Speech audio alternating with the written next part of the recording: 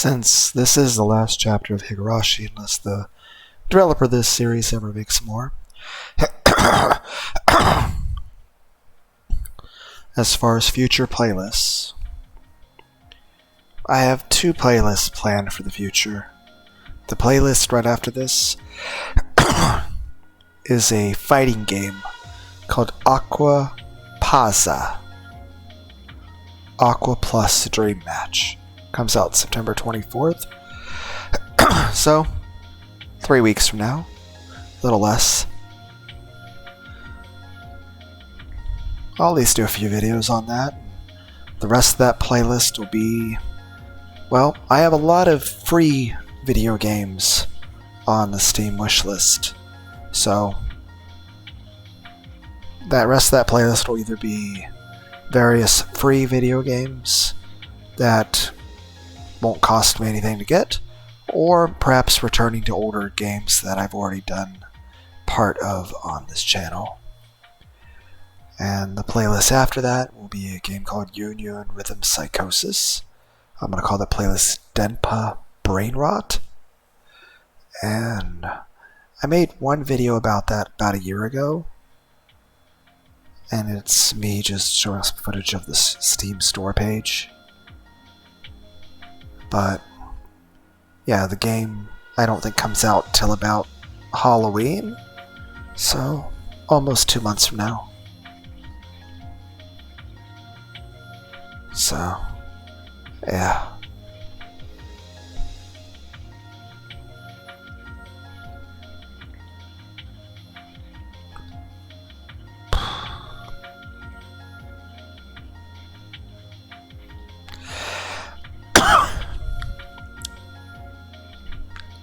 How's everyone doing today?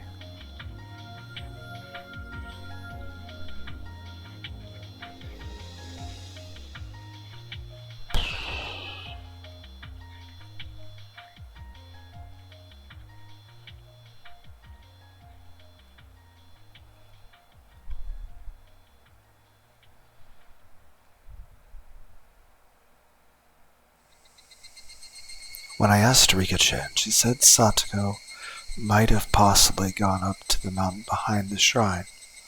She's fond of going there. That mountain is covered with trees, vines, and fallen logs, and she really likes the area. Any child will dream of having a secret base, and to Satoko, her secret base is the whole mountain. However, the mountains were undeveloped territory, making them a dangerous place that was easy to get lost in. As her brother, I'm a little concerned that she spends so much time on it, but maybe I should worry more about myself getting lost, since I rarely come here. The mountain gets dark quickly when evening falls. If I still can't find her, I should look for her somewhere else. Satoko! Satoko! I'm yelling as loud as I can when in the woods my voice doesn't carry that well. According to Rika-chan, she has been making her secret base in this area. She goes up there alone to expand it. What does she mean by expand it? If it's a secret base, she must not want anyone to find it. Does that mean she set up some traps? Considering that, I should have noticed the traps in the mountain before one got me. Wah! Suddenly my foot sunk into the ground and snagged on something like a jump rope, tied beneath dried leaves. I heard some noise from above, and then a big ball made of branches fell right next to me. It had to be one of those playful traps Satoko loved. If I wasn't so lucky, I'm sure the ball would have hit my head. Oh my! Look who's here. It's you, Nini. Satoko. No, this kind of horseplay is dangerous. Did you not see the sign put up by the Forestry Service? It clearly states it's dangerous to come into these woods. My wonderful traps will welcome anyone who ignores that warning. Oh ho ho. As her brother, I should stop her from doing things like this. But when I see her brilliant smile, I can't say anything else. I haven't seen that smile in some time. By the way, Satoko, weren't you told to come home by evening since we're going out for dinner tonight? I don't want to go. Why don't our mother and father go by themselves? If you want to, you can go with them, Nini. Are you still angry at father? He threw an ashtray at me. No, that happened with our previous father. Our current one hasn't done that. He locked me out on the veranda. He didn't feed me lunch. He complained I got him the wrong brand of cigarettes, and he slapped my face saying I shouldn't be a picky eater. Then, she isn't talking about our current stepfather. Things about all of our different stepfathers have mixed themselves up in her head. Every time our mother remarried, we had to call a different man our father. The word father isn't a word that should be taken lightly. If you don't truly acknowledge a man as your father, how can you call him that? That's how much weight it carries. However, just to make things go smooth and peaceful, I used the word father even if I didn't want to.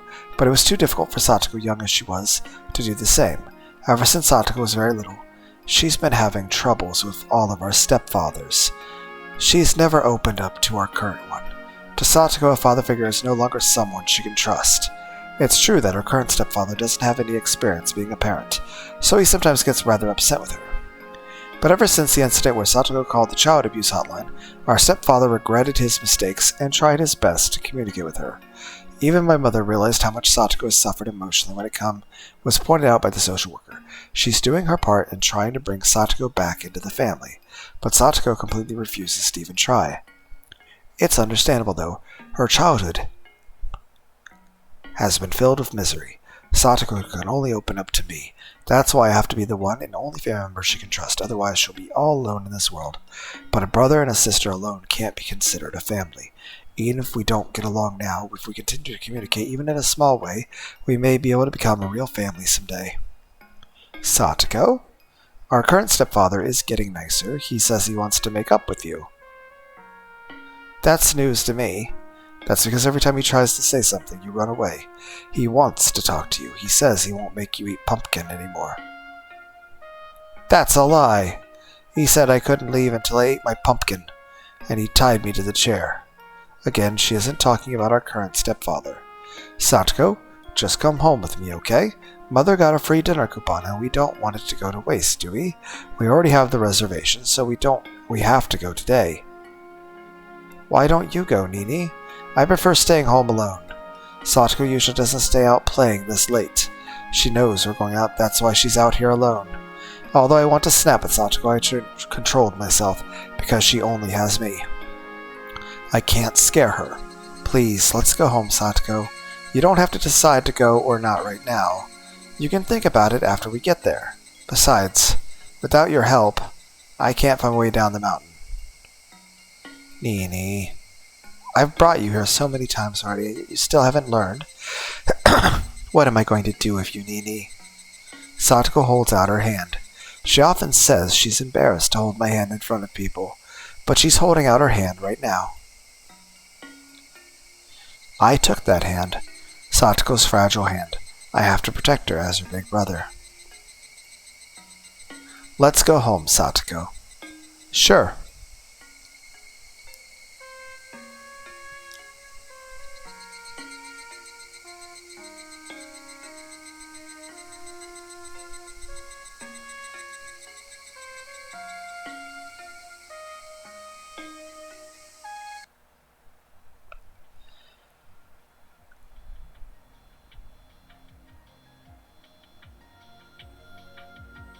A local explanatory meeting. So the dam construction will bring in new jobs and revitalize the local industry. That's not what we're saying. Who the hell gave you permission to build a dam here? You squeeze tax money from us, and this is what we get in return? Who do you think pays your salaries, huh? Look, we're trying to explain to you. We don't want to hear your excuses. We want to know when you'll stop the construction. You're useless. Bring the Minister of Construction here. He'll get to the bottom of it. Shut up, you yuppie. Hey, you're paid with our tax money, so why the hell are you talking down to us from up there? Come down here and let's speak face to face. The auditorium is filled with angry shouting. The sign to the entrance says, Hinamizawa Dam Construction Explanatory Meeting. Every time the official on the stage tried to say anything, The citizens packed in the room silenced him with their shouts, trying to ignore them. The official continued to explain the pros of the dam, but that just further infuriated them. Between the stage and the citizens, there was an open area where the police squad is standing by. If they weren't there, the citizens would jump onto the stage and start a riot. I'm watching all of this from the back of the auditorium. It's obvious to anyone that they're being swallowed by their anger. They become filled with a bloody red rage. The anger that came from a certain purpose becomes a purpose in itself, and it creates a vicious cycle where anger leads to more anger. Anger is necessary for emotion for humans. People face many difficulties in their lives. Anger gives them the motivation to fight and conquer such difficulties. Therefore, anger is an essential part of life itself, so I will never reject anger itself. However, anger like this, that goes far beyond normal, makes people forget their purpose. That is no longer an essential part of life. As the blood rushes to their head, a person can't even remember what they've done. They go out of control. Such emotions are painful, sad, and difficult to endure. I can clearly see the villagers who live alongside us turning into demons. I understand the rules of the human world. The power of an individual can't be compared to that of the power of the government. To be able to fight, an individual needs to become part of a larger unified power. But to steer the unified power in the right direction is extremely difficult. The cycle of anger leads to more anger. Not anger that helps you live, but anger that exists only for anger. It's just like becoming a demon.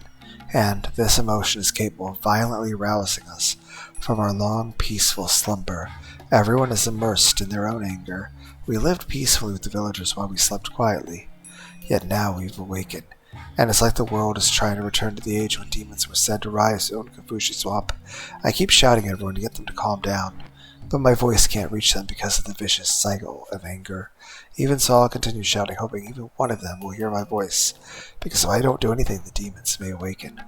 The demons that went into a deep sleep may reawaken because of this commotion.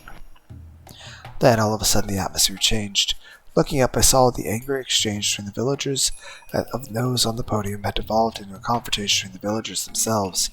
What's going on? Shut up! Those are your reasons, not ours. Don't pull us into this, you old hag. Who the hell cares? Thou you say, you bastard? Hey, do you know who you're talking to? This is Oryo-san. You've got some nerve, huh? Who the hell do you think you are? Shut up. Sonozaki, so what? I'm Hojo. Get your goons away from me. Hey, Hojo, how dare you say that you want the village to be submerged? How much are they paying you?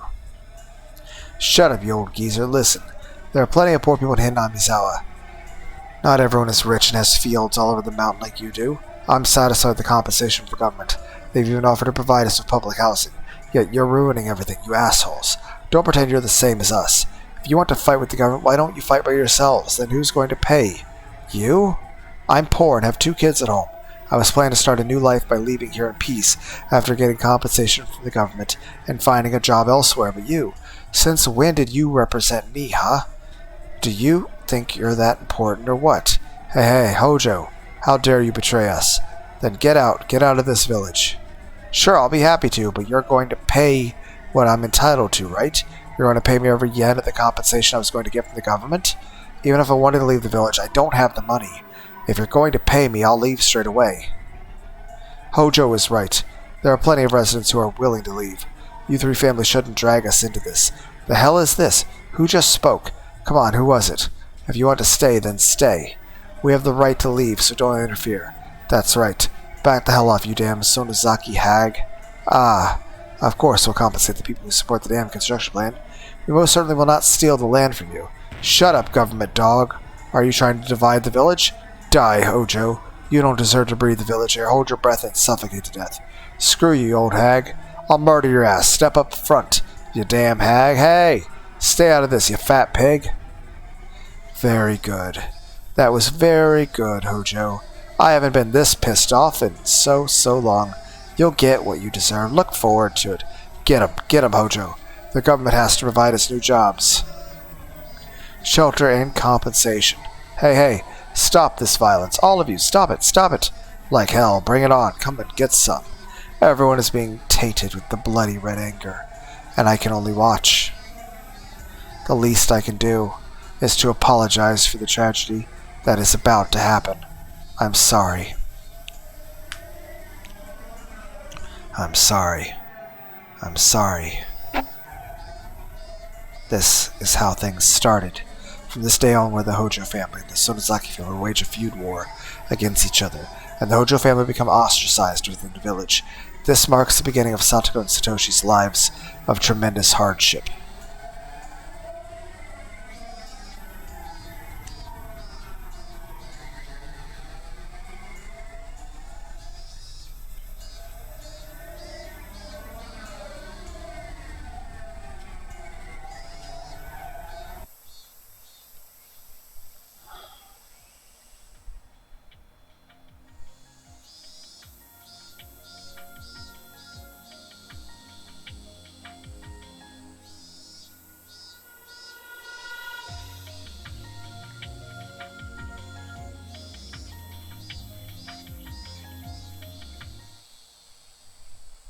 My name is Satoko Hojo, but Hojo is my current father's family name. I was also Satoko Hatake, and Satoko Yoshizawa, and Satoko Matsura, because of my previous fathers. I'm still not being used to being called Hojo-san. If someone calls me Satoko, then I know that person is talking to me, because Satoko is the name I've been using since I was born. I don't understand why my mother keeps getting married and divorced. If she's going to get a divorce, why does she get married? If she's married, why does she get a divorce? I've asked her before, but depending on the situation, her answers were different. When I asked her when she was married, she got angry. When I asked her when she got divorced, she cried. I don't understand the meaning of marriage, so I have no interest in drawing pictures of a bride in a wedding dress.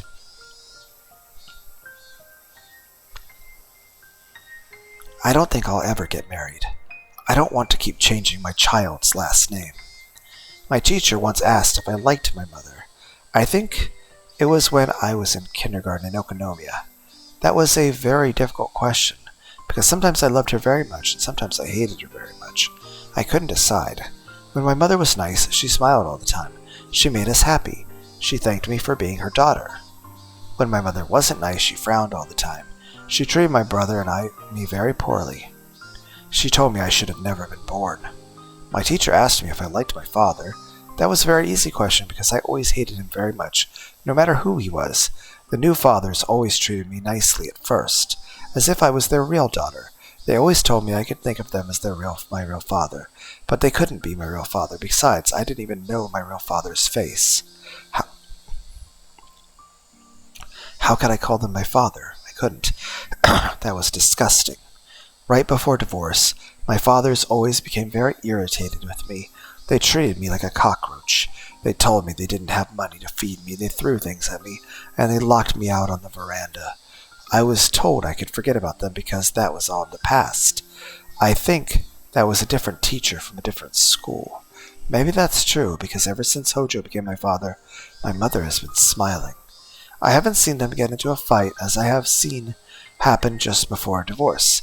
They have little arguments here and there, but those don't lead to a divorce, and they always make up. But I'm sure they'll get a divorce sooner or later. Then it'll be the same old stuff at the family court, divorce settlements, a night flight, and child support. So who knows how long the Hojo will be my father? That's why I don't even feel like calling him that. He also treated me well at first, but when I didn't call him father, even after he asked me repeatedly, he became irritated. They'll get a divorce soon. When my father gets into this mood, a divorce is on the way. After divorce, it's my mother's turn to be irritated with me. Then she'll tell me she shouldn't have had me and she can't be happy because of me. Why is my existence causing problems for my mother? I asked my brother and he told me, if you have children, it's not easy to find someone to get married with. To my mother, remarriage is a very important job, so I can understand having children around will cause problems. I think I finally understand the reason why I'm a nuisance to her. I asked my brother something else. Why are children hated by new fathers? Well, that's simple. That's because family members all have different roles. A mother's job is to love her children. A father's job is to love the mother. That means I'm a nuisance to both my mother and my father. My brother is more mature than me. so they don't look down on him as a nuisance. But maybe I am. No, I am definitely a nuisance. So now I know. Both my mother and father want me dead. But if they kill me, they'll be caught. But that doesn't mean they won't kill me. If I were to look down the cliff, and if no one was around, my mother and father would push me off for sure. My father has become abnormally nice to me recently. He started to act that way ever since I made the fake call. I know for sure that it's just part of a plot to kill me, so I won't let them trick me. I'm sorry. Lately, when I listen very carefully, I can hear a voice.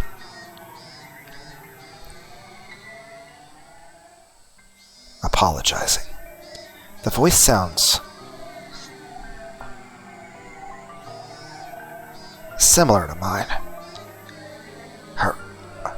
Her mother must be telling her that she shouldn't have been born. I'm sorry. I'm sorry. But I won't apologize like that. I'll live. I'm going to strike back. I'll kill before I get killed. I'm sorry.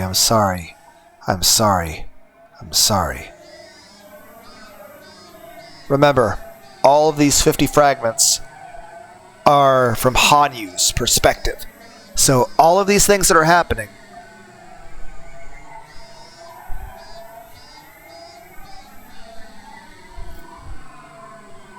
like every scene, even if you don't explicitly see or hear from Hanyu, all of these scenes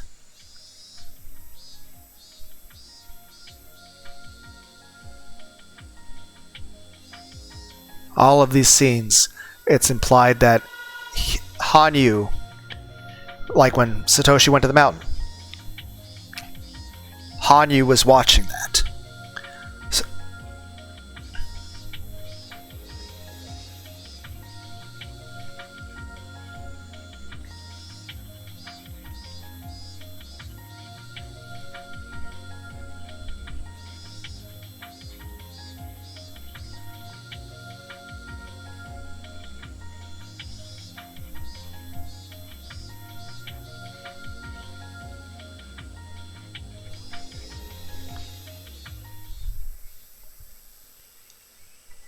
I've wanted to become a doctor ever since I was little. Doctors make a lot of money. People look up to doctors. I think those are the kinds of reasons I had. So when I played with my friends, I always acted like a doctor. I cleaned their wounds and applied ice packs when my friends sprayed their ankles, using what I learned from my household medical books.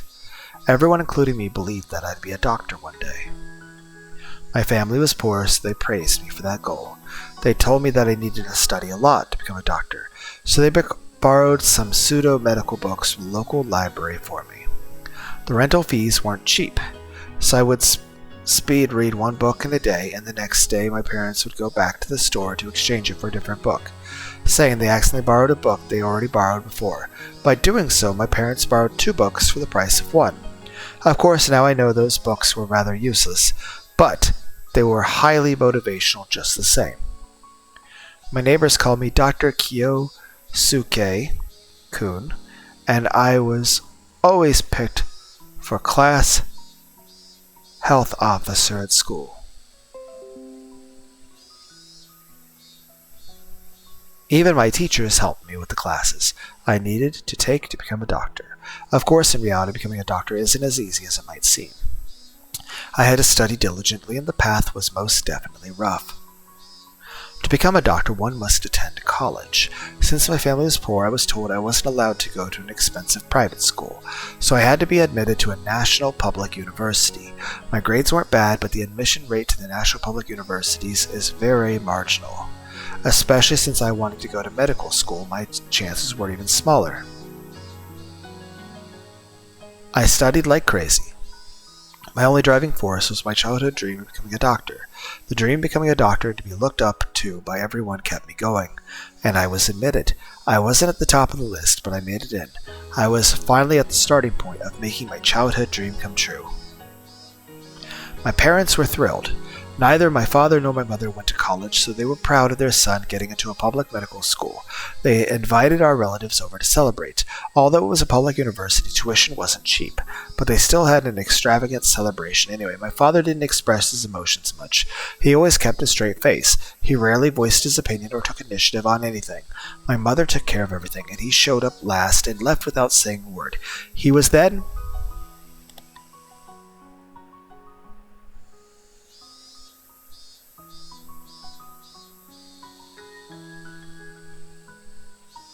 He was the typical stern and silent Japanese father of the time. That's why I was surprised to see him shedding tears of joy, and I cried along with him. He went around to all my relatives while repeatedly slapping my back, saying how proud and lucky he was to have a son like me. He bragged about my achievements to all who would hear them. The celebration became my farewell party as I was about to leave for Tokyo. My father yelled "Banzai" repeatedly at the station as the train pulled away. I was a little embarrassed, but when I could no longer see my father, I could clearly recall the tears pouring down. The days of hellish studying and exams began after that.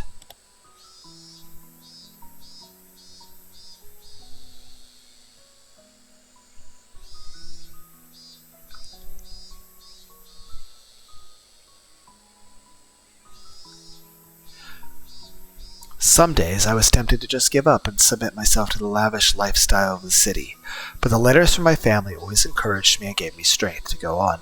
My dream, then, was to open my own clinic in my own hometown so I could contribute to the region. I never even dreamed of getting involved with brains. One day I noticed a difference in a letter from my family. The letter said that the usual things about how I was at home and asked how I was doing, but the postscript was what caught my attention. Your father has become really violent lately. Sometimes he turns the house upside down, and I don't know what to do. I just couldn't picture him acting viciously. I was extremely surprised. Did something happen? But in the postscript, my mother said that there was nothing she could think of. My mother and father had been together for a long time. They'd been together since well before I was born, so she noticed things that I couldn't. She couldn't even think of a reason why my father had become so violent. What happened? They got along so well. They were such a lovely couple. When I caused a problem for my mother when I was little, my father only bonked my head with his knuckle. Why was he acting this way towards my mother? Maybe there was some kind of misunderstanding between them. I was going home for the New Year. Maybe I could have a good talk with him then. But the situation was a lot more serious than I thought. On one cold winter day, I found my apartment door unlocked. I thought someone had broke in, but I found my mother in my apartment with her luggage. That's right, my mother could no longer take my father's fury, and came to stay with me. This was back when people still believed in the proverb, a woman has no place to settle down all her life. She couldn't go back to her own family because they lived in the same region as my father, so she came all the way to Tokyo. I heard about my father's violence from my mother's own lips. She cried, saying she had no idea why such a quiet man changed like that. She said she wasn't ever going back to him. I didn't know what to do. I asked her if she could talk to him one more time, but the bruises on her body told me it was no use.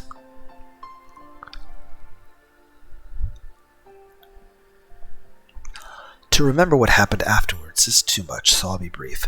After my mother left, my father thought she was having an affair and went over to the neighbor's house with a wooden sword. He was arrested. He was released immediately, but he assumed someone in the neighborhood was hiding her, so he did the same thing repeatedly. He eventually reached the point of getting into fights with anyone he saw. At the end, he picked a fight with some young punks and ended up being beaten to death. My relatives gave my father a decent funeral, but my mother didn't attend. It's no use beating a dead horse. So, nobody said anything negative about my father, but everyone was simply puzzled as to why he changed so much. What I heard from my relatives about my father's final days was a lot stranger than what I heard from my mother. My mother only told me about his sudden rage and violence, but my relatives told me he also laughed and grew sad. Apparently, he displayed several sudden fluctuations of emotion, especially so in his last years. They also told me that he started to complain about headaches after an accident he had. My father was a construction worker. He had hit his head hard on a construction board during an accident at work. He regained consciousness quickly and seemed fine. But since the accident, he started to have headaches and behave abnormally. I mean, what's being described here does happen. There are people that sometimes get a very strong blow to the head, and it does have an effect on both their personality, their memory, and we're not talking effect on IQ. We're talking, although that can happen too. But it's perfectly possible for it to have no effect on that, but to have an effect on maybe short-term memory or long-term memory or personality or even emotional control. It can also change things in terms of different chemicals in the brain. The same can be true of the person suddenly being exposed to some sort of exogenous chemical. Sometimes it can happen. Maybe something happens outside, or maybe something at a job you work at. I don't know. Sometimes even a reaction to a medical condition.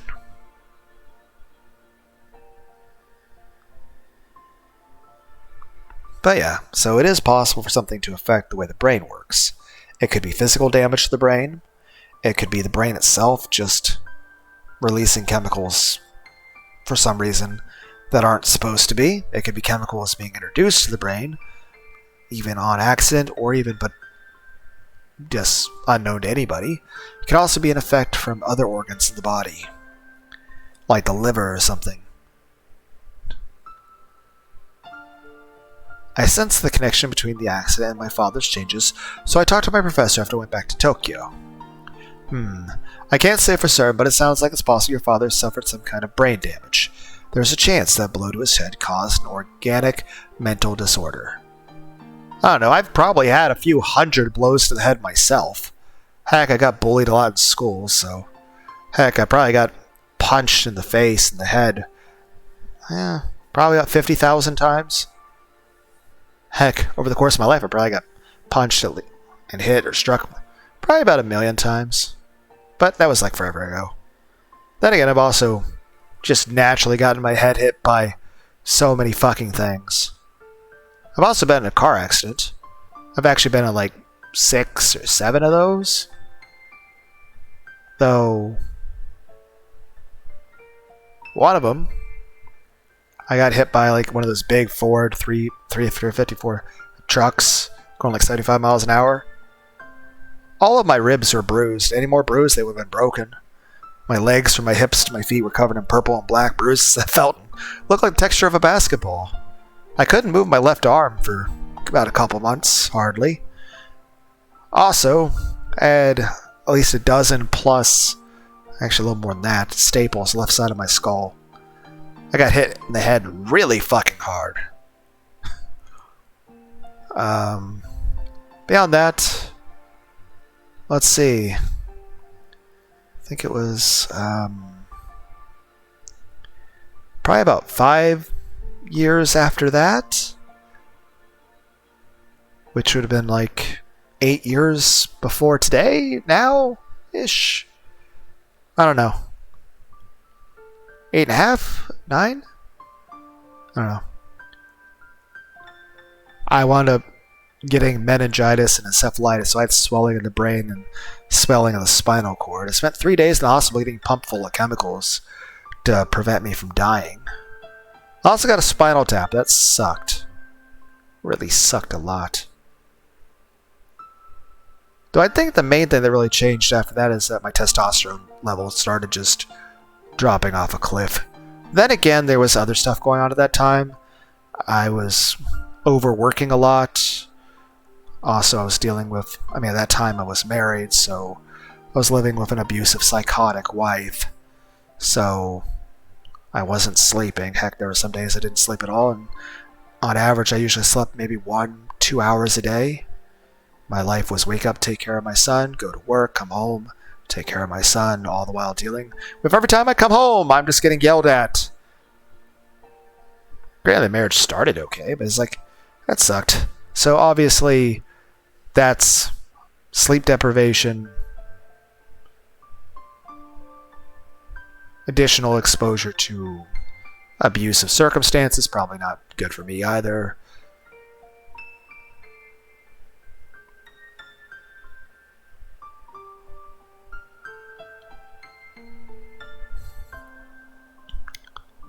Funny thing is, I tried my best to actually still save that marriage. I'm glad I failed. Don't miss my ex-wife at all. Do miss my son. But at least he's safe where he is. He's not around his mother. Though I've become alienated from him. I still pay child support for him, which I don't mind that. I mean, I want to be able to take care of him. But, I would like to, be involved more in his life and do more for him. Oh, well, I've already talked about that in a lot of community posts and gone in detail about that stuff. So.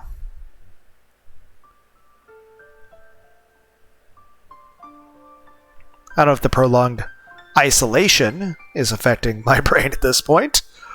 But then again, prolonged isolation and loneliness is better than being with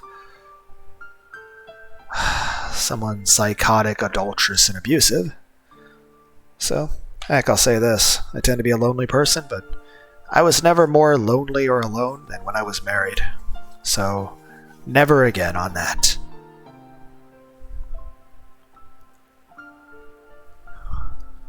But yeah, I guess the main thing I was saying, we're trying to go through a list of various things that can affect the brain heck, I've been poisoned, I've been exposed to chemicals.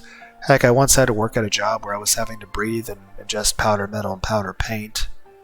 I was vomiting all the time. Why some of my back teeth are screwed up from the puking.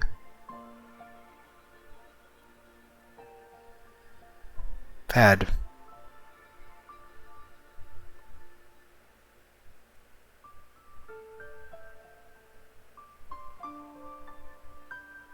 a lot of things that would probably affect my brain.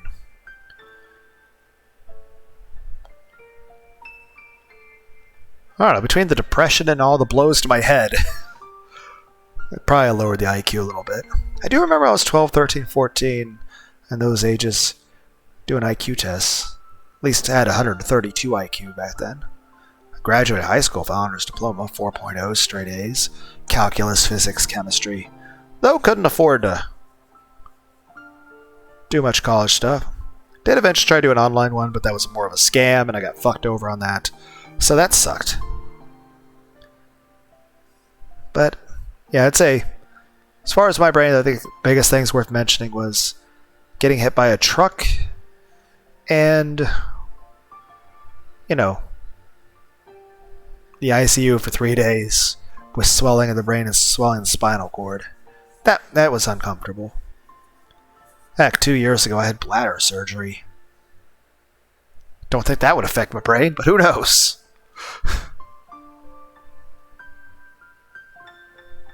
I also had kidney stones before. That sucked. It was not cool. It's not fun at all.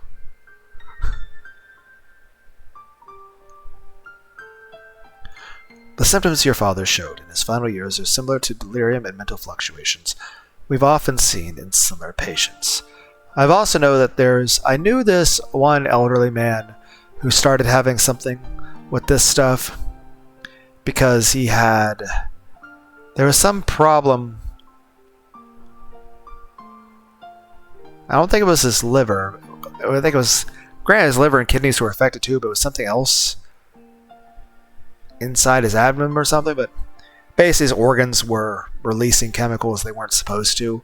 They were kind of poisoning him. So his own blood was starting to turn toxic from it, and apparently that affected the person's mental functions to where though from what I understand the person didn't really behave violently, they just started to have really, really terrible short-term memory issues, would basically start acting like Alzheimer's, but they would also have emotional fluctuations, but they would just they wouldn't be violent, but the person would throw a fit over like the way a child would throw a tantrum, which, from what I understand, was completely out of character for the person. Then again, I know there's also similar things when it comes to people with Alzheimer's, Parkinson's, people when they get really old sometimes have issues like this. Heck, I remember, like, it makes me think of the thing from the original Star Trek with the Vulcans that are supposed to be all logic and stuff, but once they get older, they start having that issue. Everyone's like, we went from talking about a video game to personal stuff to science to Star Trek. Human behavior is created by the brain, and if the brain is damaged, it can cause erratic behavior. In other words, my father wasn't crazy. He was suffering from a disorder. If you can perform an autopsy on him, you should check his brain carefully. Maybe you'll find something like a tumor there. My father had already been cremated, so there was no way of knowing. But hearing about his behavior, I knew for sure. That was the only way to explain why such a quiet and gentle man would change. I tried to explain all this to my relatives to regain my father's honor, but hardly anyone understood. If his brain was damaged, he would have been dead. But he was alive and well, so the accident didn't damage his brain. I think that's another thing to keep in mind, is that concussions really are really bad for the brain. Like football players and stuff like that, to the point that a lot of people, when they get to older age, they have a little more struggle with things in terms of physical health. Now, I don't know if it involves any of this stuff like this, but I do know it's not healthy for people. Heck, I know many UFC fighters and such can't really do that stuff long term because the stuff is too hard on the body, even though they're far more athletic than I could ever dream to be. Heck, Muhammad Ali, I think senior, when he was older, like, his arms would tremble tremendously. Granted, he, even then, was probably still be able to kick my ass, but the main point being is this. He put his body through hell. Yes, he became incredibly strong for it, but it tore him down. Heck, Ronnie Coleman's, like, permanently addicted to painkillers. I mean, he basically, crushed parts of his spine to where, like, he can't walk. I mean, I think he eventually recovered a bit, but the main point is, like, he was able to push to get incredible strength, but his body just couldn't handle it. I mean, he achieved greatness, but he had to suffer a lot for it. Or heck, take most wrestlers, they either get concussions or many of them have to wear knee braces just in their casual everyday life, because that stuff just takes a toll.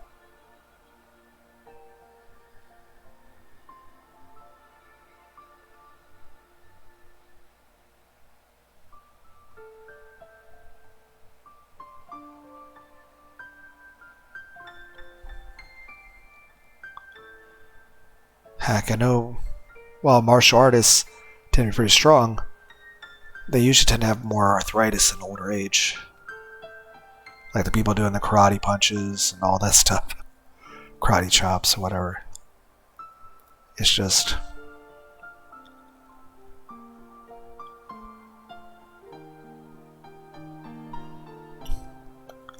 I guess the main thing to say is this. The brain can get quite a significant amount of damage. As can the other organs, and you wouldn't be able to tell.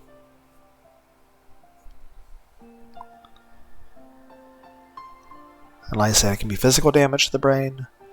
It could be the brain itself is misfiring some chemical, or some chemical is being introduced to the brain somehow. Or it could be something else in the body is being affected a certain way. And of course, other than that, it can also be choice, and it can also be environment. Now, obviously, when it comes to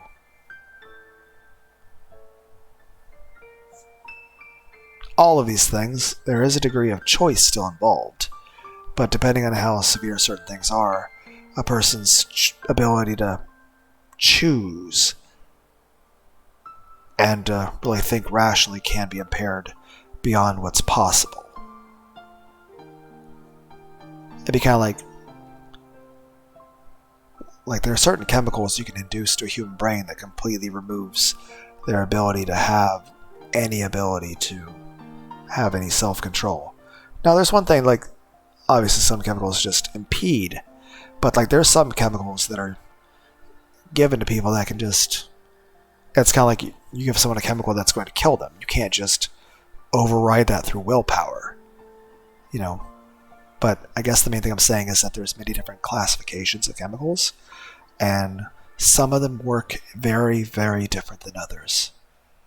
Some you could probably, you know, especially at certain dosages, have the willpower to be able to still have control of your faculties or of your motor functions. Others, there is nothing you can do. And others, like you'll just die. You can't like willpower like a snake bite or something.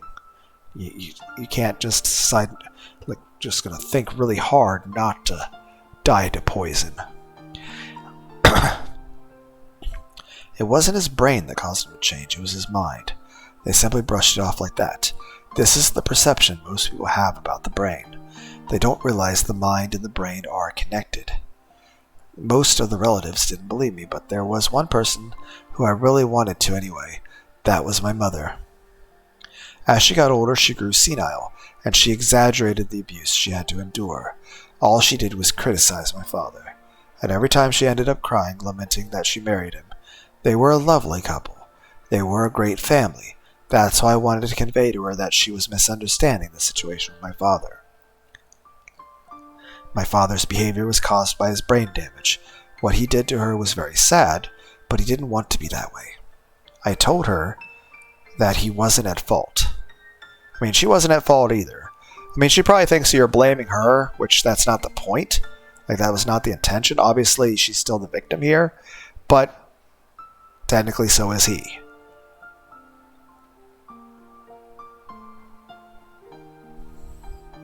Also, the main point of trying to get her to understand that it was because of the brain thing would be that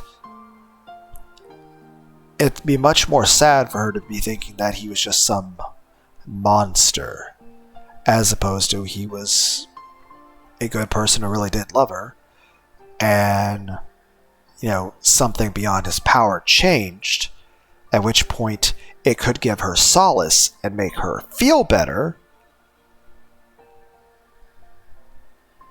to know that, you know, the person she loved didn't voluntarily make that choice. So she could still have faith and belief in the person he was when they first married. Beyond that, also as their child, Kyosuke, you know, obviously wants things to be okay between his parents even in death. Before she took her last breaths, I begged her to forgive my father, but her final words were, "Please don't bury me next to that man." My father wasn't at fault, but your mother still didn't deserve to be treated like that either. But obviously, my main criticism here is that science should hopefully be advanced one day, that if somebody is, and again, obviously there's issues of consent, because obviously you don't want to just start drugging everyone if they have a behavior like, oh, this kid's too hyperactive. Put them on ADHD medicine or something like that. Now, obviously, there's some people that probably require that medication, yes. But I do feel in the past people were too much on that. And I'm glad I wasn't diagnosed with any such thing on the past, because whether I have ADHD or not, I'm glad I never was on any medication for that. And again, I don't know if I am or not. It's just, I don't know, the eccentricities of my personality, and I view that next to like descriptions of things like autism and ADHD, and I'm like, that, and I also look at a little bit of like the descriptions of borderline personality disorder as well as depression, and I'm like, a lot of those seem like they fit. But again, self-diagnoses are not. Neither are random internet tests. He was simply the victim of a brain disorder. You don't complain to a person who's coughing because he has a cold, because coughing is just a symptom he should be sympathized with. In my father's case, the symptoms weren't as obvious as a cough. They took the form of changes in personality which are much harder to recognize. The main point I'm saying here is this. The main purpose of medicine should be to help people. And above all, it should be to understand how and why the body works. And I suppose the same should be true of psychology, is that the idea should be to help people, and it should be to understand how and why the mind works the way it does. If I had studied the brain more, I could have explained it better to my mother so that she could have understood him. Then they could have been a nice couple again in heaven. When I realized that, I cried. I also realized that there are plenty of people like my father in this world who are suffering from a disorder, yet they are misunderstood and despised for it. And then I found out. I found out about a miraculous cure for such disorders called a lobotomy. Now, that being said, I would not call a lobotomy a cure. As far as I'm concerned, a lobotomy is worse than murder. Ever since that day, I spent my days learning about the brain so I could help people who are suffering from mental illness. My father is gone. I guess the best way to describe it is this. Having a brain disorder like that would be like having a cancerous lump inside the arm, whereas lobotomy is just chopping off the whole arm. Yes, you got rid of the cancerous bump, but you also lost the arm. Same thing with lobotomy. You might get rid of something that's considered an undesirable or even threatening issue within a person's mind, but you cut out a lot of what they are as a person. They're not... Yes, you might be able to remove whatever negative symptom you're trying to treat, but the person's not whole. And many times you can cause much further damage than just that. My father is gone, but if he was still alive, I could cure him myself, so he and my mother can reconcile. That's the main reason why I'm here.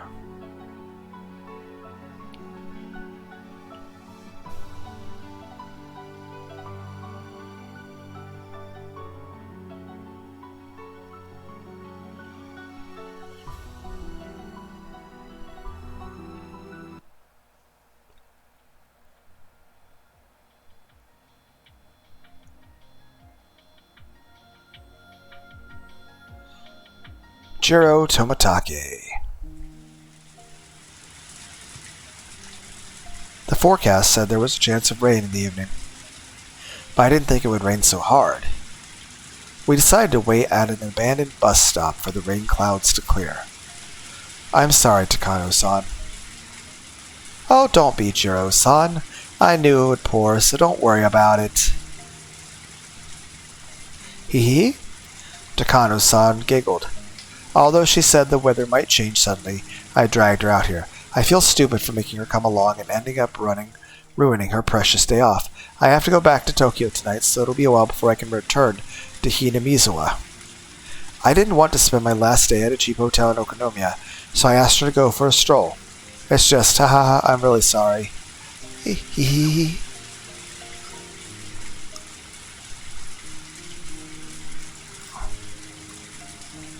She teased me for a while, but only a little. She wasn't actually enjoying driving me into a corner. That was just her way of communicating, and I find it very charming. I think I've become captivated by her, but on her part, I'm just an auditor from Tokyo. That's why she's being nice to me, and it's definitely not because she likes me personally.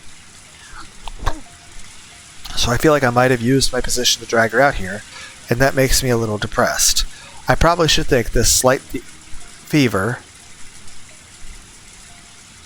I have is due to nothing more than a cold, but she was the type of person who made it clear when she disliked something. She wouldn't say so directly, but she would use all kinds of indirect expressions that meant the same thing. So I want to believe she's out here because she might be even a little bit attracted to me. I shook my head as I frowned upon such selfish thoughts. She chuckled as though she knew what I was thinking.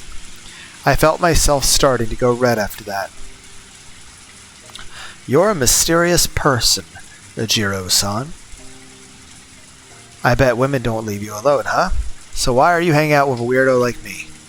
A weirdo? No way. You're fascinating, Takano-san. Actually, I feel bad for making you spend a day with someone like me. Of course, I've decided to devote my life to my work, but life is too dry with only that. I need to switch gears once in a while. Besides, communicating with the opposite sex is good for the brain. Hee hee. Ah ha ha ha, it's all good if I manage to help you clear your head. Don't you feel refreshed just being with me? She gives me an impish smile that makes my heart skip a beat. I tried hiding my embarrassment so she wouldn't notice even my ears going red. Of course, when I'm with you, I do feel refreshed, yeah. Besides, if you learn about avian photography, I'll gain a buddy to share my hobby with.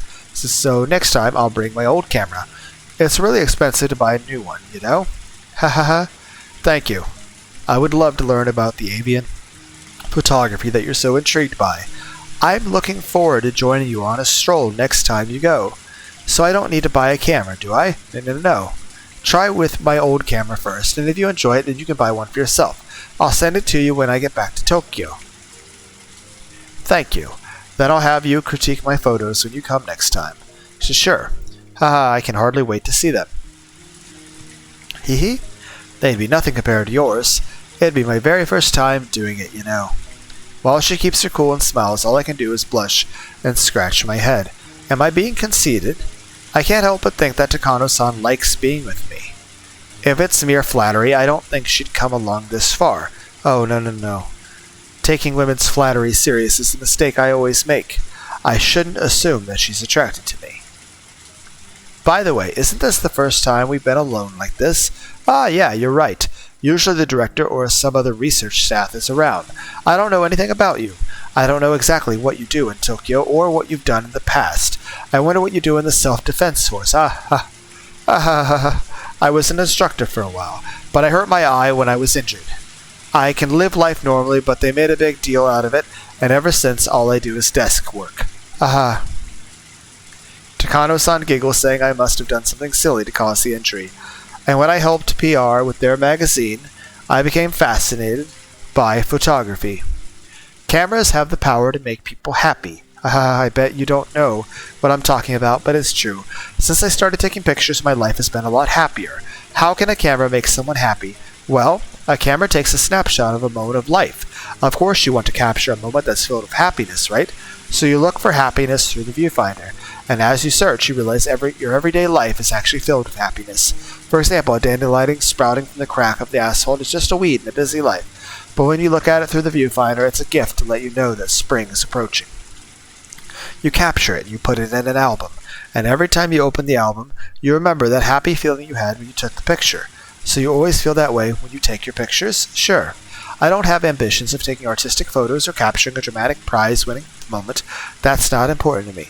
I want those moments we don't notice, and helping us recognize those little moments of happiness is the greatest thing about cameras to me.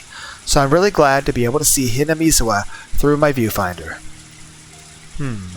I have a tendency to go overboard when I talk, but most of the time Takano-san playfully twists my words right back at me. So it's very unusual for her to listen to me like this. Takano-san sat down next to me and tried to fiddle with my camera. I don't know how much of an impression I made, but I think she is indeed interested in cameras. I was expecting her to tease me like usual, so I'm happy to see that this is her reaction.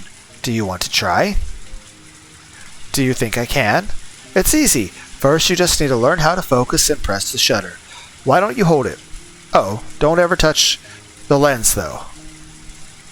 Whew, this isn't easy. Hee hee? Since she seemed to show an interest in cameras, I wanted to take a walk around Hinamizawa and take some pictures of the scenery. But, unfortunately, the rain doesn't seem to want to stop. But she was still having fun and kept taking pictures inside the bus stop. So the first set of pictures she ever took were of odd things in that dark little building. Since then, every time we'd meet, we ended up talking around the village with our cameras in our hands.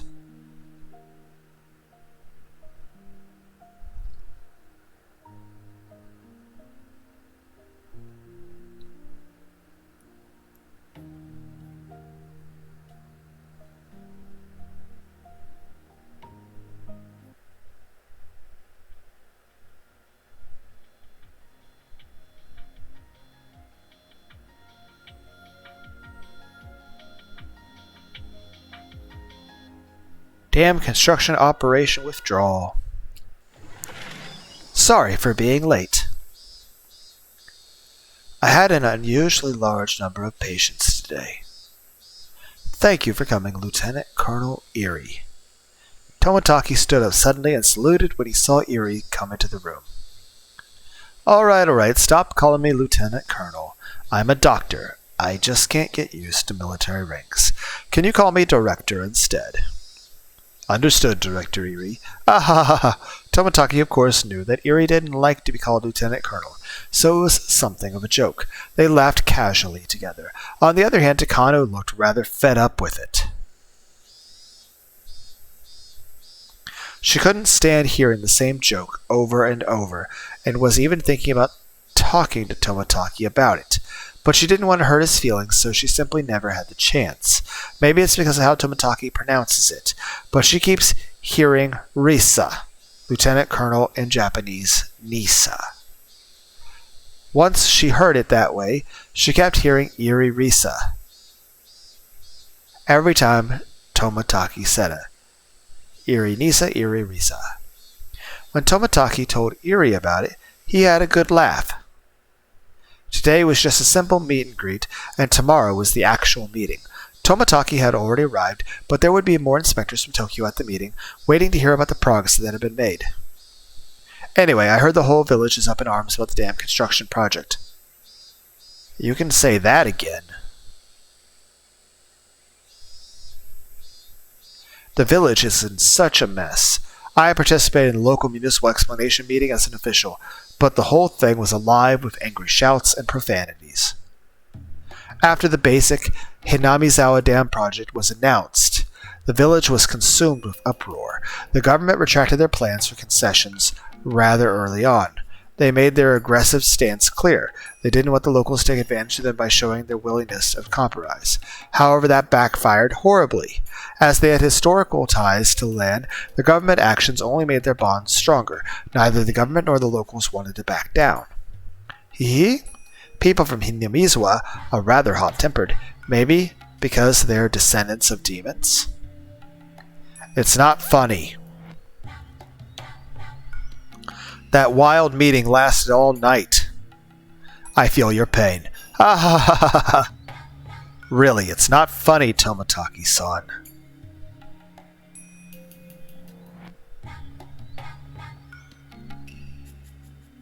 So, what's going on with the dam construction? Are they really going to submerge this village? Tokyo is applying their pressure to the situation too. Things might seem clamorous on the surface, but in truth the supporters behind it are wavering rather hard. I hope their pressure produces effects soon. The whole village is buzzing with action from dusk to dawn, and I worry the villagers' minds are growing agitated.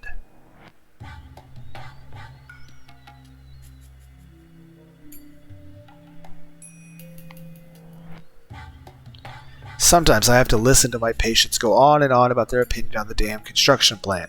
Hee, why do you even listen to them? You're too nice. I have to.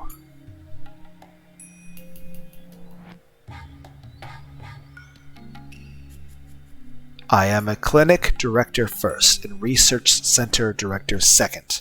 It's part of my job to listen to them. That's very nice of you. It's admirable. I know the people in Tokyo will call off the plans sooner or later, but the villagers won't. So they have to live in fear that they might be forced to leave the land where they'd lived for generations. Even if they're told to leave, they don't have money, and a lot of them are old.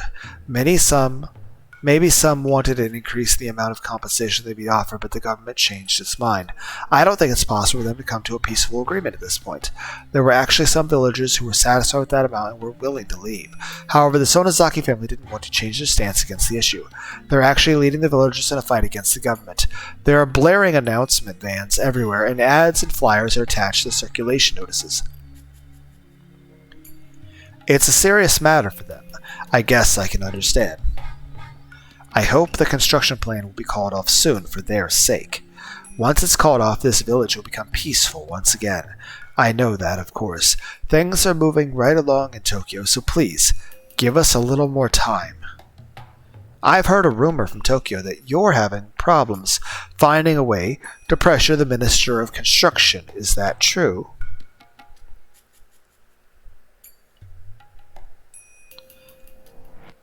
Oh, ha ha ha. I'm not sure, but I've heard myself that they are having a little problem with some of the details. Takano had powerful people supporting her, but they didn't control all of Japan. There were some things they excelled in, but also other things that they weren't too good at. Finding a way to put pressure on the Minister of Construction fell into the latter. In all seriousness, though, we really won't be facing any requests to leave this area because of the dam, right? Of course not. I can guarantee that won't happen. It's just taking longer than we thought, that's all. So please continue your research. We were told that if things can't be resolved peacefully, then we may have to use drastic measures. Drastic measures? What do you mean, Tomataki-san? You don't need to worry about that part.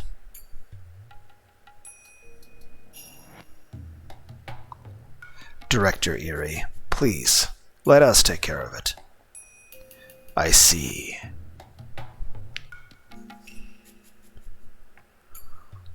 Okay, thank you for your work. It's fine, Director Erie. The dam construction plan will be called off. It's already been decided. Hee hee. As Takano giggled, Tomataki laughed too. However, Erie couldn't understand what was so funny, so he felt left out. Erie only understood the meaning of those drastic measures when he examined a young boy he'd never seen in the village before. I remember that from Chapter 4.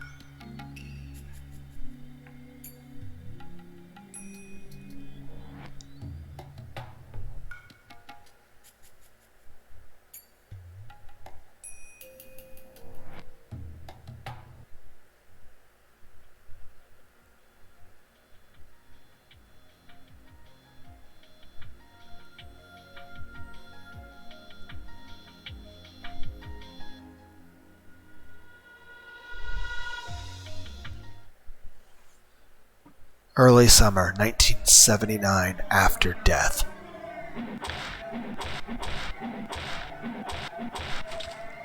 Huff, huff, huff, huff.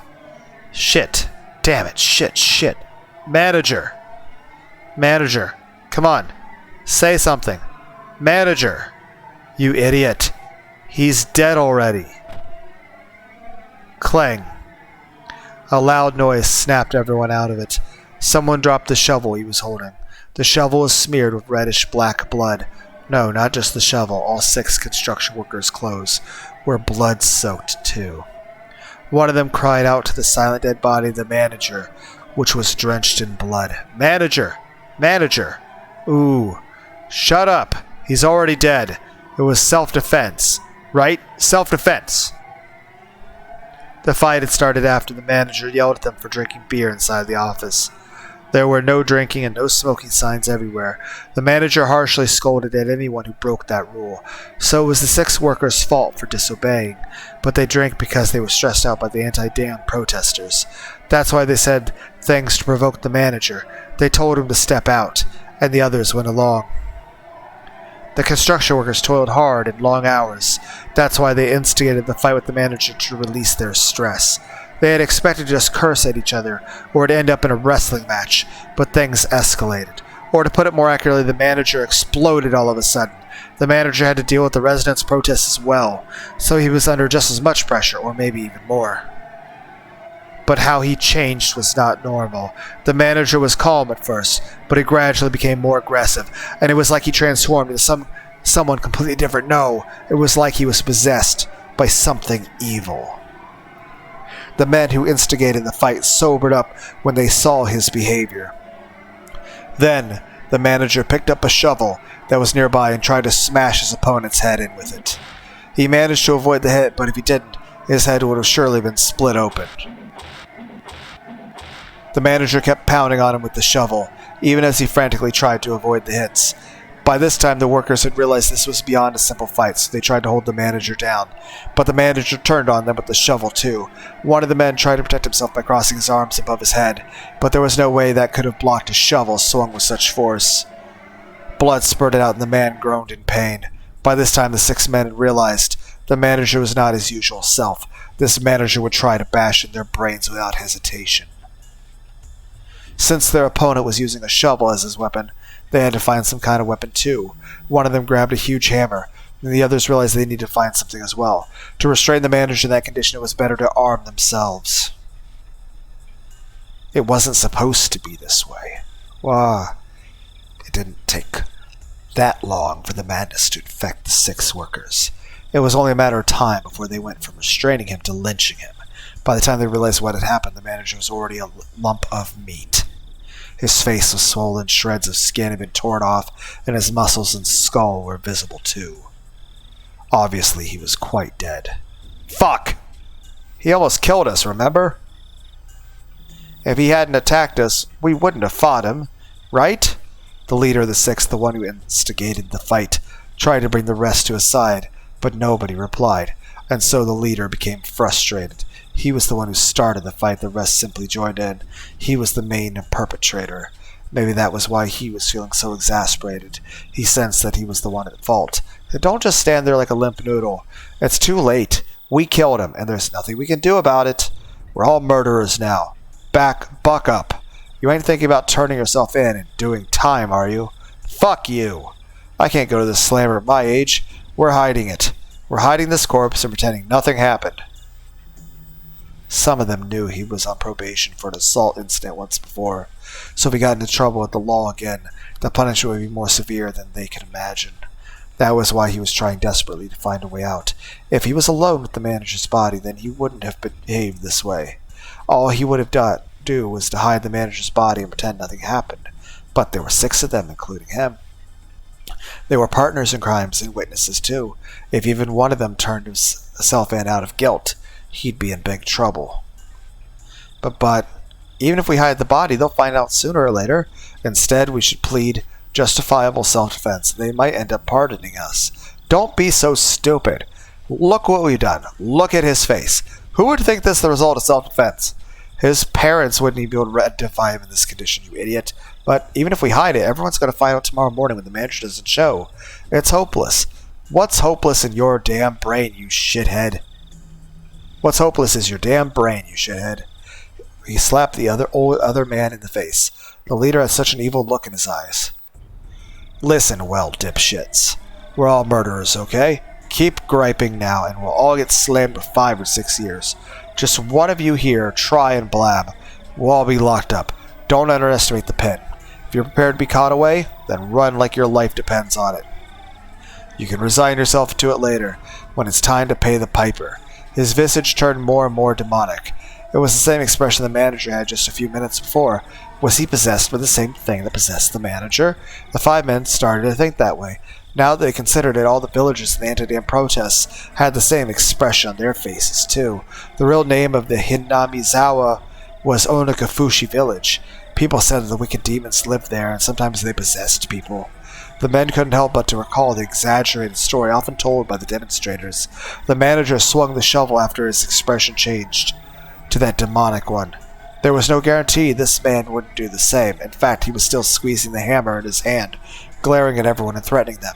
If someone suggested surrendering, he'd probably smash their head in with it. I know. To make sure nobody betrays the rest, I have an idea. It'll make it easier to hide the body, too. What is it? We're gonna cut up the body into 6 pieces. But what? They all wanted to object to the idea. Killing him was a serious crime itself. Dismembering the body would be too much. But if anyone objected, he'd be killed on the spot. So no one said anything.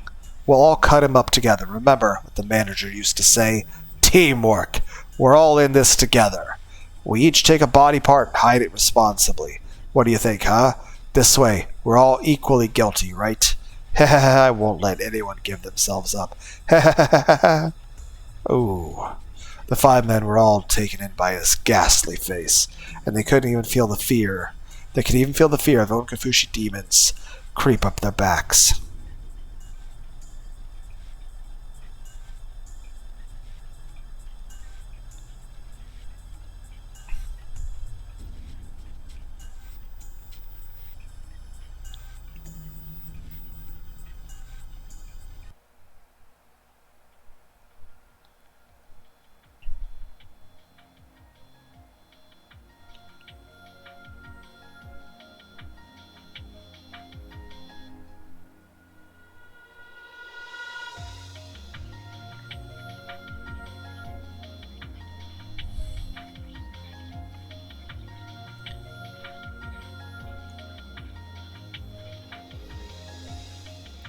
Okay, so we've done all the first pieces.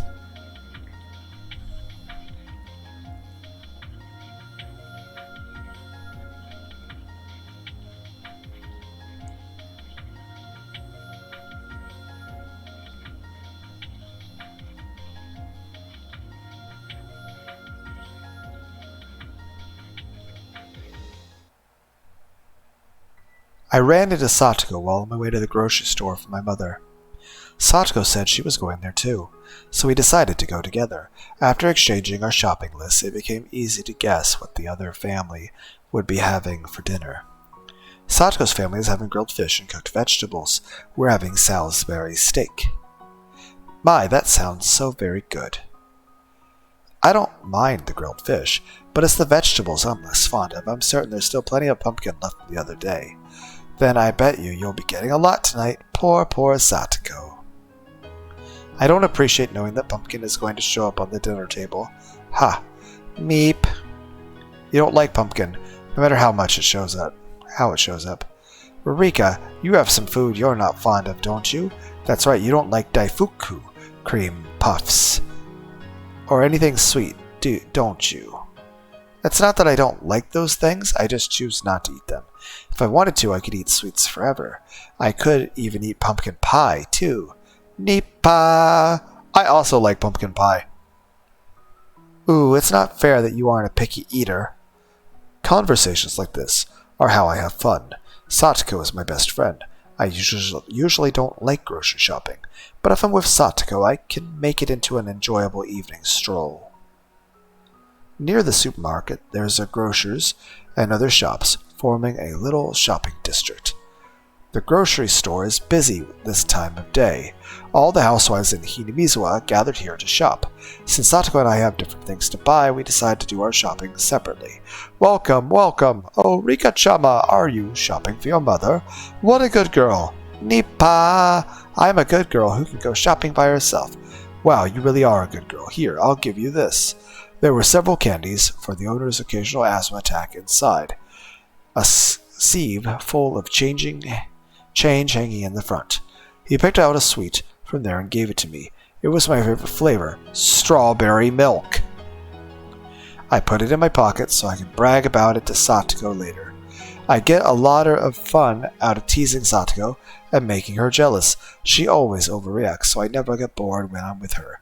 What are you having for dinner tonight, Rika-chama? Ground pork?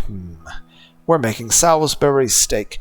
We're going to put flower-shaped fried eggs on top and draw pictures on them with ketchup. Oh, ho, ho, ho, that sounds like fun. I enjoyed that conversation while filling my shopping basket. But then I overheard some women whispering. They're talking about something that's a little harsh. They're talking about Satoko. How long do those village traders plan to stay here? They should just leave. They don't even have the guts to go shopping themselves and make their daughter do it instead. The women went on and on. Ever since the Hojo family and the Sonosaki family got into that huge fight at the explanatory meeting for the dam project, the Hojo family has been ostracized within the village. At first, there were a significant number of families in favor of leaving with like the Hojos, but the main branch of the Sonosakis led a push to completely solidify the village's opinion, and as that tone of unified resistance grew stronger, the pro-evacuation families steadily grew quiet.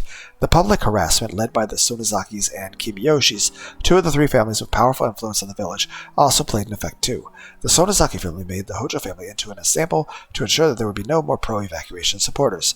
The ancestors of the village have lived here for generations. The villagers also know that they themselves would be buried in this village, so this harassment put a lot of pressure on them. Who was it that agreed to make the Hojo family the leader of the pro-evacuation group at the explanatory meeting? Those same people no longer said anything, and they even joined in on harassing the Hojo family. The harassment they faced then became pressure from the entire village. The Hojo family is hardly wealthy, and they haven't paid the town council fees in a long time. When things were peaceful, nobody said anything about it, but now that the wind was blowing a different way, the Hojo family was asked to pay off all of their late council fees immediately. It wasn't an amount they couldn't afford, but the Hojos recognized a fight was being picked with them, and they responded to it, and so the Hojo family quit the town council. But that only played right into the village's evil plan. Making an enemy of the town council meant facing vicious harassment. For example, the place the Hojos dumped their trash was a provisional dumping site established by the town council and with a waste management department. Under the council agreement, only council members could use it.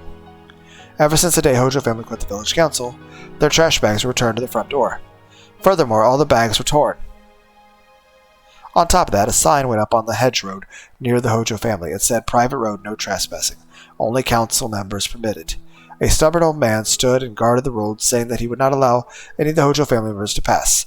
A private road is private property, opened up to the public, so it looks just like a normal road. However, as private property, the owner can forbid anyone else to pass through whenever they like.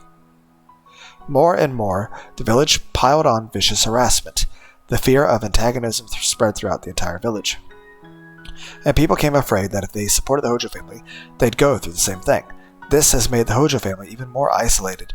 The grown-ups haven't told their kids about what's going on, so Satoko isn't harassed in any way at school, but it wasn't hard to imagine she probably spent her days feeling so anxious she could hardly breathe. Even the women whispering in her ear aren't saying anything directly to Satoko, but it's not like she doesn't notice their muttering and the cold stares. When did this village become so cold towards her? As her best friend, it's very sad for me. Satoko's shopping experience is nothing like mine. When I say hello or buy things, I usually get treats or a discount, but that doesn't happen to Satoko. On the contrary, she's served last on purpose, and sometimes shopovers even pretend they don't hear her. Obviously, people don't want to have anything to do with her. Satoko have been weaving through the housewives crowding the shop, telling the fishmonger that she wanted, but she kept getting ignored. She decided to keep her smile and pretend she doesn't mind, but I know. It was far too painful for her to endure. At that point, Satoko dropped her coins on the ground. Maybe her finger got stuck on something when she was trying to put the change back into her wallet. I ran through the crowd to help her pick them up, but as I did, I noticed something. Satoko dropped a lot of coins and is struggling to pick all of them up, but nobody is helping her. It's not just that, it's almost like they're acting like they don't even see her there. Satoko isn't expecting anyone to help her, since she's the one who dropped them. But, there are so many people around, and not even one is trying to aid her. Satoko, I'll help you. I'm okay, Rika. That reaction is all I need to know to tell how hurt she is. Furthermore, when I started to help Satoko, other housewives started to pick up the coins too. It's as if it's the natural thing to do, so they can only help if a shrine maiden in the Furude family does. If I didn't help, they would have disregarded her completely, and the fact that other people helped only because I did hurts Satoko even more. I grabbed the coins from the housewives without thinking them. I'd rather spit at them than do that. Thank you very much.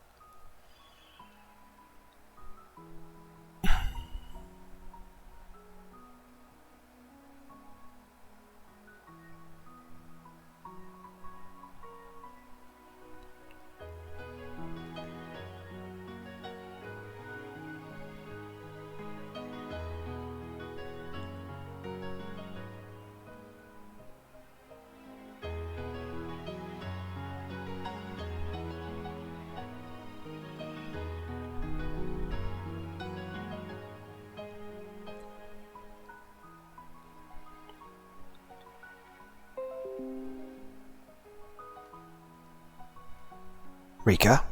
Everyone? If she didn't think that people would talk about that too. Satoko forced out her words of gratitude. The housewives looked down at her with blank expressions. I can't stand this. I can't stand what Satoko is going through right now. If we're done, let's go, Satoko. Sure. I grabbed Satoko's arm and pulled her away.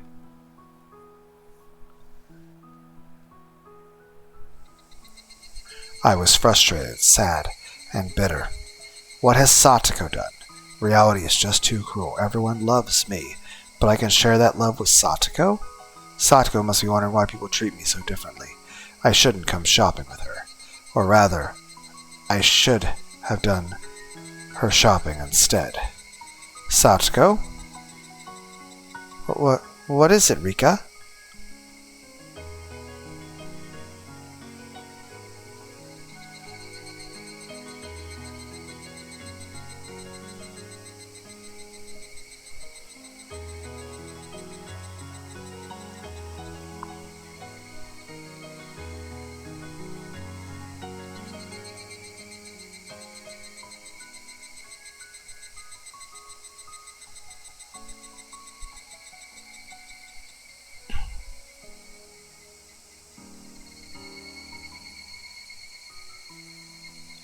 I feel bad that you dropped your coins, so here's something that'll make you happy.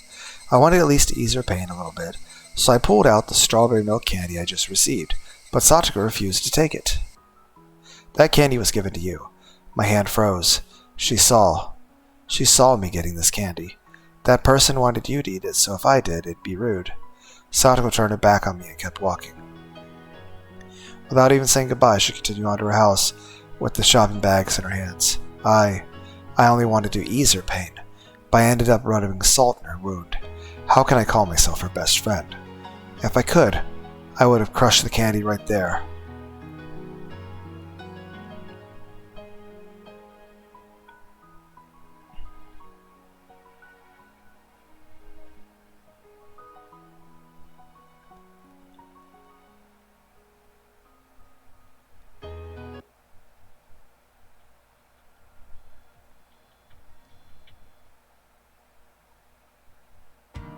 Mian-san, your friend is here. I heard the housekeeper's voice. Our house in the front yard is so huge, so unlike normal houses. Ringing doorbell or yelling my name, repeatedly asking to play won't work. Okay, thank you. Who is it? Rika Furude-chama. Oh, finally. Can you tell Granny that Rika-chama is here? I think she's on the porch. I'll get the watermelon. Granny received many beautiful watermelons from somebody, so she wanted to share. I just called the Furude house a short time ago, and Rika-chan is here to pick one up. Did she come on her bicycle? I can't remember if it has a big enough basket.